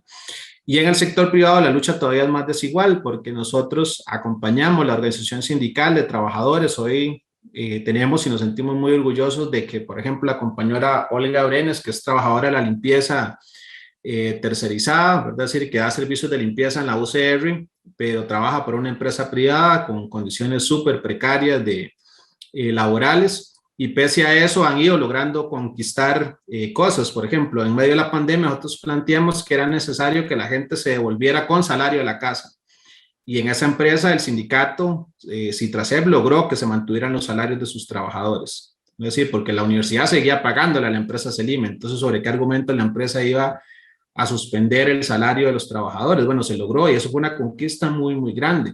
Si los trabajadores hoy del sector privado tuvieran esa posibilidad de organizarse, como lo hizo la compañera Olga, o como lo está haciendo el compañero Ed Morales en las plantaciones piñeras en la zona norte, estamos seguros que otra sería la realidad. El tema es que es una lucha de tigre suelto contra burro amarrado, es decir, los grandes empresarios pasándonos por encima una y otra vez a nuestros derechos. Entonces, nosotros hemos planteado, por ejemplo, la necesidad de la prohibición del despido por mera voluntad del patrono, porque acá, es decir, hoy lo acaba de hacer la Dos Pinos, ¿sí? Hoy creo, no terminé de ver, porque ya entré a la reunión de ver los videos de las denuncias de los compañeros, pero creo que son cerca de 10 que entre dirigentes sindicales y afiliados al sindicato que los tiraron a la calle. Y hace 2 días salió el gerente de la Dos Pinos celebrando el récord en crecimiento. No sé si lo vieron en la prensa, no recuerdo el dato exacto de cuánto crecimos en medio de la pandemia en la Dos Pinos. Pero están tirando a la gente a la calle porque se organizan sindicatos. Eso no puede ser. Y eso hay que prohibirlo de inmediato. Y el mecanismo de tirar a la gente a la calle debe ser un mecanismo excepcional, sobre la base de los libros contables de las empresas, que no se discute tampoco acá. Eso no fue un requisito para rebajar jornadas, y lo más importante entonces es proteger el empleo de esa gente que ya está contratado, buscar mecanismos como la rebaja de la jornada de trabajo para que haya más opciones de empleo en el país. Ya hablábamos del tema del ingreso mínimo vital para todas las personas en Costa Rica. No hemos hablado mucho de eso, pero especialmente eso tiene un impacto muy grande sobre las mujeres trabajadoras que hoy pues no tienen un servicio de cuidado universal, ¿verdad? Que llega, creo, el último dato que hay por ahí, cerca apenas de 45,000 niños que tienen acceso a la red de cuidado en el país, y eso hace que cientos de miles de mujeres se engrosen en las filas del desempleo porque esos servicios de cuidado no están universalizados, y así con otro montón de problemas. Entonces, cuando planteamos estas reivindicaciones, estamos hablando de las necesidades más sentidas de la clase trabajadora en su conjunto, del sector público y del sector privado, que es la inmensa mayoría. Sobre lo otro que me planteabas de la pequeña propiedad y demás, cuando nosotros hablamos de expropiar las grandes empresas, estamos hablando de los grandes negocios en este país. Son 16 grandes familias que casi que podría recitarlas hoy yo de memoria. No estamos hablando de ese pulpero que está ahí pulseándola para ver cómo subsiste con la competencia desigual de Walmart, ni de ese pequeño propietario que está viendo a ver cómo en su parcela logra sostener la producción de papa porque ya fue prácticamente barrido por los tratados de libre comercio que se negociaron una y otra vez. Es decir, el enemigo, esas pequeñas formas de propiedad, es el propio sistema capitalista que barre y succiona todo eso y lo centraliza en grandes monopolios privados de la agricultura, del agronegocio, del sistema financiero. Nosotros planteamos en el programa la necesidad de plantear de nuevo la nacionalización bancaria en el país. ¿Y esto por qué es fundamental? Bueno, porque el acceso al crédito y la democratización del crédito es fundamental para todo. Y hoy lo que tenemos son grandes bancos que siguen rematando una y otra vez las propiedades de la gente, expropiando a la gente. Si la banca privada en los últimos años creció en un 116% las expropiaciones, las confiscaciones por créditos no pagados a la banca privada. Es decir, acumularon casi 387,000 millones entre bancos públicos y privados. Es decir, en procesos de confiscación de oficio, ¿verdad? Es decir, de propiedades, de vehículos, de terreno a la gente. Ese es el principal enemigo que está succionando hoy al pequeño y mediano propietario. Y nosotros también queremos poner ese crédito al servicio justamente de sostener las necesidades nacionales y de acabar con esos grandes negociados que tienen las grandes empresas en este país, 16 grandes familias que controlan los medios de comunicación, que controlan las constructoras, que controlan las principales rutas de autobús. Ahí donde hay un buen negocio, ahí están metiendo la mano. Y por último, para cerrar sobre lo que vos nos decías, es decir, hay actividades, es decir, de lo que depende nuestra vida, nuestra subsistencia, para nosotros no se justifica que esté regida por el lucro privado. Y hoy, por ejemplo, pueblos que avanzaron de manera gigantesca sobre la privatización, hoy están viendo cómo revierten eso. Es decir, hoy el pueblo chileno con su asamblea constituyente y con su lucha de hace ya varios años, inclusive en medio de la pandemia, está diciendo que ese mecanismo fue un fracaso de privatizar la salud, de privatizar las pensiones, de privatizar la educación. Y aquí vos ves a candidatos que una y otra vez insisten en que hay que desmantelarlo todo. Para nosotros no se justifica hacer negocio con la educación, con la salud y con lo que depende de la vida de las personas y con los servicios básicos y fundamentales de los cuales dependen nosotros, que son tan buenos negocios que por eso se los pelean. Sí, si la electricidad no fuera un buen negocio, nadie se estaría dando de puñetazos para ver cómo terminan de arrancarle eso a Alice. Si no fuera un buen negocio, las telecomunicaciones no hubieran dado la apertura telefónica en este país a partir de los tratados de libre comercio. Nosotros creemos que no se justifica bajo ningún término estos mecanismos de saqueo de la plata de la gente. Entonces, reducís todo a que tenga salud quien pueda pagar por ella, a que tenga educación los que puedan pagar por ella, y los demás, pues que renunciemos a poder estudiar. ¿Y eso qué significa? Por ejemplo, hoy el 70% de la gente del quintil de menos ingresos en Costa Rica, sí, la gente, los hogares que viven con 200,000 pesos o menos, estudian en una universidad pública. No estudian en una universidad privada, el 70 y restos. Creo que llega un... Entonces, vos desmantelás la educación superior pública y le negás la posibilidad de que la gente pueda estudiar. Más bien tenemos que recuperar porque a las universidades privadas no son accesibles para la inmensa mayoría de nosotros. Y las universidades públicas tienen un montón de problemas, por supuesto que los tienen. Y nosotros, yo siendo dirigente estudiantil, luché por acabar con esos problemas de falta de becas, de falta de cupos, de privilegios para un reducido sector de la academia, que no es la inmensa mayoría de profesores que viven bajo régimen de interinazgo, por ejemplo. Sí, todos esos son problemas que tenemos que arreglar, pero uno no arregla los problemas tirando, como hacían los abuelos, el canasto con el agua sucia, ¿verdad? Es decir, o si se te manchó la ropa, vos tratás de ver cómo la arreglas, no vas y le prendes fuego a todo el armario, que es básicamente lo que nos están proponiendo hacer, es decir, destruyámoslo todo y que sea una estrategia tierra arrasada y lo que quede en pie, que quede a manos de los grandes ricos de este país, que es más o menos la estrategia que nos han montado por más de 20 años en Costa Rica y de eso somos declarados enemigos en el Partido de los Trabajadores. Bien, ya para cerrar, ¿verdad? Ya nos pasamos de la hora prometida, pero bueno, hay un par, bueno, iban a quedar varios puntos por fuera, ¿verdad? Pero por acá una de las preguntas que viene, y es que dice que si en un gobierno del PT, el PT se comprometería a darle más responsabilidad a la Procuraduría de la Ética para nombrar ministros y demás cargos políticos y de confianza. Y finalmente, ¿verdad?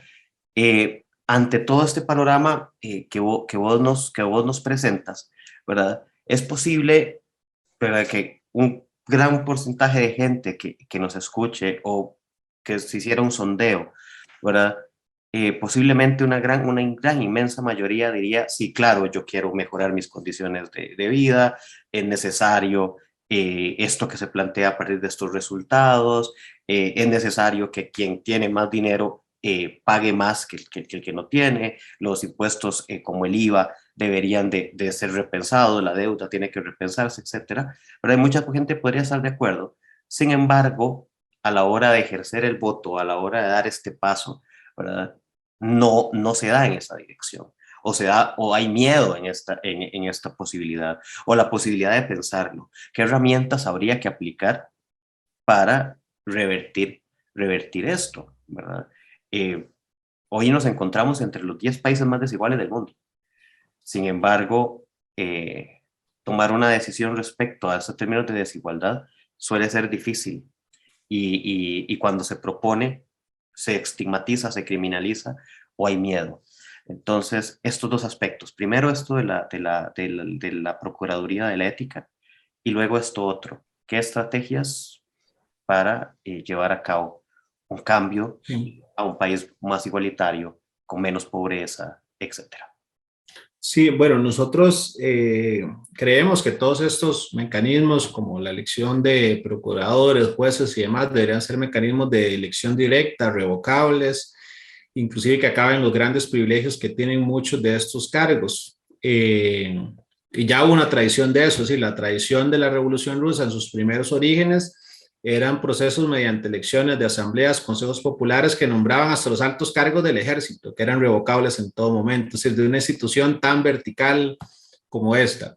Lamentablemente eso, muy pocos años después, ya por allá de finales de los años 20, empezó a cambiarse esa tradición democrática y pasó a la tragedia que ya después muchos de nosotros conocimos ya bajo el mando de Stalin. Es decir, no estamos hablando de algo que no se haya hecho, ¿verdad? Y que se podría hacer y que sería mucho más democrático, por ejemplo, que el actual sistema de elección de magistrados por medio de la Asamblea Legislativa y por medio de los negociados políticos que se montan ahí. Y creemos que con mecanismos de participación directa podrían fiscalizarse mucho mejor las obras que se invierten, que se están haciendo. Es decir, ¿quién puede saber mejor que nadie si se gastó la plata en la calle del barrio? Y la gente que vive en el barrio. Y todos sabemos, todos sabemos de un salón comunal que se empezó a construir y que se robaron la plata, de un gimnasio que se empezó a hacer, recuerdo en mi cantón, para los Juegos Nacionales de Pocosí 2000 y que dejaron todo tirado. Es decir, los mejores fiscalizadores es si les diéramos poderes reales a que esa gente se organice y lamentablemente no está construido de esa manera. Sobre lo que decías de los miedos y de los temores, yo creo que allí eso solo se va a lograr superar cuando la gente defienda su derecho a la rebelión y a rebelarse contra los poderosos. Eso a veces pareciera que puede en el horizonte estar muy, muy, muy, muy lejano, pero decir, las fuerzas sociales irrumpen con una energía cuando se deciden hacerlo vital y transformadora gigantesca. Y lo que pasa es que muchas fuerzas políticas, en lugar de actuar para apoyar esa movilización, tratan de frenarla. Y esa lamentablemente ha sido la experiencia de América Latina y de Costa Rica durante muchos años. Nosotros hacer una fuerza más bien que libere, por así decirlo, esas energías de lucha, de cambio revolucionario en el país.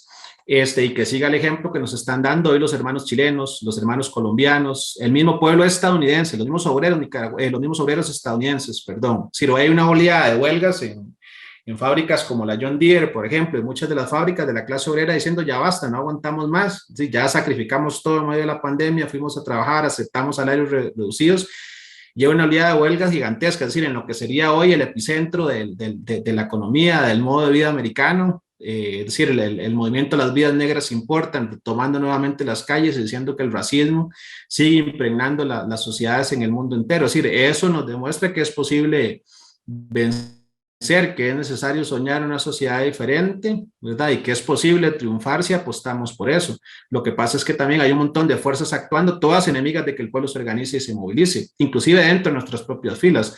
Hoy nosotros vamos a elecciones a decirle a la gente que si hacen a John Vega diputado o presidente, o si hacen a José Chávez o cualquiera de nuestros candidatos, no le estamos vendiendo falsas ilusiones a la gente. Es decir, en febrero, en mayo, en junio van a conquistar la jornada de 40 horas. No, es decir, eso es venderle falsas ilusiones a la gente. Si el PTO tiene 9 diputados, mágicamente vamos a conquistar un aumento salarial del 13%, ¿no? Eso es venderle falsas ilusiones. Y hay organizaciones en este país que sí hacen eso. Y dicen un día que están del lado de la lucha social, pero van y se sientan a gobernar con Carlos Alvarado y no les tiembla el pulso para suscribir un acuerdo de unidad nacional con el gobierno de Carlos Alvarado, como hizo el Frente Amplio. Aquí mucha gente le gustó la intervención de José María el día que estaba hablando con Rodrigo Chávez, pero eso fue profundamente hipócrita, porque José María le estaba hablando a quien era el compañero de gabinete de Patricia Mora. Sí, Patricia Mora no se sentaba todos los martes en el Consejo de Gobierno con Rodrigo Chávez. No se sabía desde el primer día que Rodrigo Chávez ingresó en los casos de acoso sexual. Es decir, ahora es muy fácil decirlo cuando ya Patricia no está en el Poder Ejecutivo. Entonces, justamente hay muchas fuerzas actuando y lamentablemente en esos casos hemos visto también al Frente Amplio, que hoy aparece y como la única organización con representación parlamentaria que unos días se dice de izquierda, otros días se dice socialdemócrata, actuando lamentablemente de esa manera.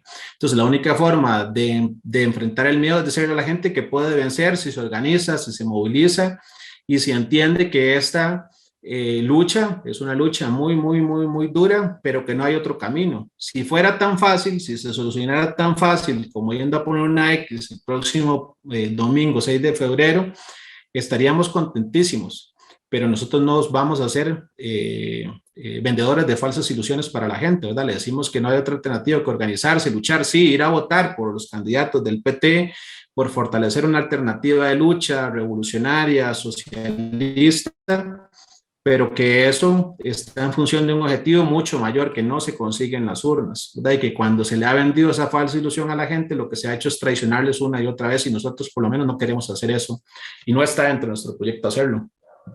Sí, nada más, ahora sí, para cerrar con esto, porque me surge una duda, una pregunta acá. En caso de que John Vega y el PT llegaran a posicionarse en una segunda vuelta, ¿verdad? O ganaran las elecciones o tuvieran una participación en la Asamblea Legislativa de uno o más diputados.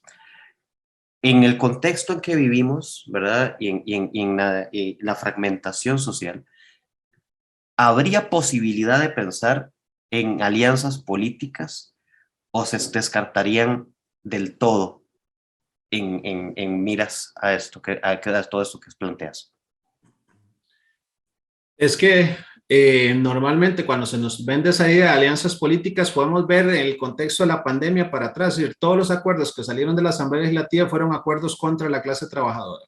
Pues hay partidos que están dispuestos a votar la jornada reducida para todos los trabajadores y reducción del salario de 40 horas, perfecto, que la suscriban, que la firmen y que la firmemos y la empujemos de conjunto, pero no lo van a defender. Es decir, si hay partidos que están dispuestos a crear una comisión legislativa para investigar la deuda pública, adelante, vamos, pero no lo van a hacer, ¿sí? Porque no les interesa ir a escarbar realmente donde están. Es más, hoy vimos la total hipocresía, es decir, hoy esos abanderados de la investigación, de la transparencia, muchos de ellos volvieron a ver para otro lado porque eran sus propios candidatos a alcalde los que estaban subiendo en una unidad policial del OIJ.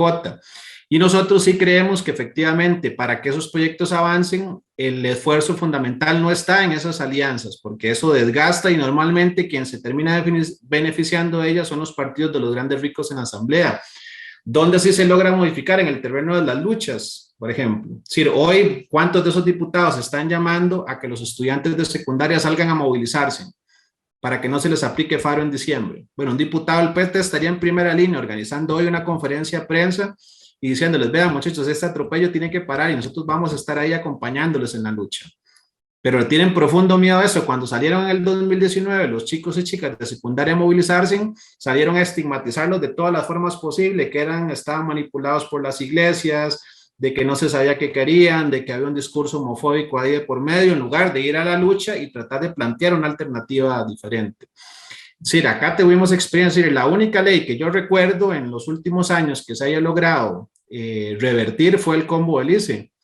Y el combo del ICE no fue una gran alianza en la Asamblea Legislativa ni grandes discursos los que lo echaron abajo. Es que habían 80, 90 manifestaciones simultáneas en todo el país. Y sí, si no logramos recuperar eso, es decir, no hay ninguna alianza legislativa que nos vaya a salvar. Por lo menos no ha sido así. Ojalá fuera así, si los demás partidos están dispuestos a votar una medida como esta, pero creemos que van a ser medidas de minoría porque los intereses de la clase trabajadora están representados de manera minoritaria en esas instituciones y no han sido construidas para gobernar para los trabajadores. Pero decir, vamos a empujar con todas esas medidas, pero estamos claros que ahí hay un gran dique que hay que romper a mazazos, producto de la presión social y popular, como lo hemos hecho siempre. Es decir, así lo hicimos para conquistar el aguinaldo, para conquistar el voto de las mujeres, para conquistar el derecho a sindicalización, la jornada de 8 horas. No fue de ninguna otra manera. Si fuera tan sencillo como eso, Y todos los días la clase trabajadora tendría victorias, pero tenemos décadas de venir sufriendo grandes derrotas porque hemos renunciado a la lucha y la movilización y a creer que esos diputados nos van a salvar la tanda o que nos va a salvar la tanda la sala constitucional o que nos van a salvar la tanda de los tribunales o una poderosísima fiscal general que va a meter presos a un montón de corruptos. Que eso decía la gente, es decir, aquí hubo gente, incluidos sectores de izquierda como el Frente Amplio, que decían que Emilia Navas iba a transformar este país. ¿Y en qué paró Emilia Navas? Saliendo por la puerta trasera, prefiriendo los negocios de su familia, de su esposo, defendiendo a los corruptos, que yendo a fondo a investigar los casos de corrupción, porque esas instituciones están hechas para eso, para esos intereses, no están hechos para otra cosa, no son nuestras instituciones, no son las instituciones de los trabajadores, ¿no? Entonces, por eso no nos hacemos falsas ilusiones con esas alianzas. Quien quiera suscribir y apoyar esas propuestas, bienvenidos, pero esos partidos hablan del salario, del empleo en época electoral, cuando se acabó la fiesta, se acabaron los flashes, lo que vienen son los ataques, los recortes, las rebajas de jornadas, el congelamiento salarial, el desmantelamiento de la institucionalidad pública. Eso es lo que nos recetan cada 4 años y tenemos décadas de estar en eso y no ha cambiado nada que yo sepa, a menos que no me haya enterado, pero trato de por lo menos seguirle el pulso a lo que pasa en el país todos los días. Sí. Bueno, John, nos llevamos hora y media ya. Bueno, te agradezco muchísimo, te agradecemos muchísimo que hayas aceptado la invitación a participar el día de hoy y exponer, ¿verdad, Clara? Un poco de las ideas del Partido de los Trabajadores ante las personas que nos ven y que nos verán más adelante. La grabación va a quedar disponible en el Facebook. Posteriormente también la vamos a subir al canal de YouTube de la Escuela de Filosofía, pero para que si no pudieron verla hoy, la puedan ver, o otras personas que quieran hacer circular esta entrevista, ¿verdad? Que más que todo este espacio lo hemos pensado precisamente para que ustedes, las personas candidatas a la presidencia, puedan exponernos sus ideas, ¿verdad? Más que entrar en alguna controversia, es escuchar las propuestas y que podamos construir de alguna forma un voto mejor informado. Te agradecemos mucho, John, y invitamos a todas las personas también que en esta semana vamos a tener una agenda llena, vamos a tener varios programas mañana, el miércoles y el viernes en esta semana tendremos transmisiones de Facebook Live y la próxima semana también, lunes, miércoles y viernes. De paso, agradecemos también a todos los partidos y a todas las personas que nos han recibido la invitación y bueno, esperamos que los que aún no responden lo hagan más adelante. Muchísimas gracias, John. Y esto fue Camino 2022, programa más de Praxis TV, programa de la Escuela de Filosofía de la Universidad Nacional de Costa Rica. Hasta la próxima. Chao. Chao, nos vemos.